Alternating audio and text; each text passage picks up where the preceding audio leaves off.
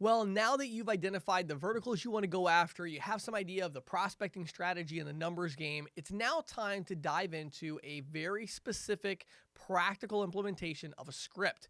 Now, let me preface this section before I dive into the first video here. I want to preface this section with kind of an understanding that we're going to be covering phone and door to door here. And so, even though you might be just doing one strategy or the other, phone sales or door to door, I'm going to try to give you some helpful tips for both of those. Now, I would highly encourage you to go ahead and print out the script that was provided to you with this course. If you do not have that script, reach out to support, get that script, because I'm actually going to be going through that particular script and really explaining it line by line so you can understand kind of the sales psychology behind the different lines that we're using. So again, definitely print out the script, make sure you have that ready to go. And what we're going to do is we're going to dive in and we're going to talk about kind of each line of it. I'm going to give you a lot of behind the scenes stuff because, frankly, as somebody that actually sells small business owners, there's a lot of things that people don't tell you. There really is, and it's always shocking to me when I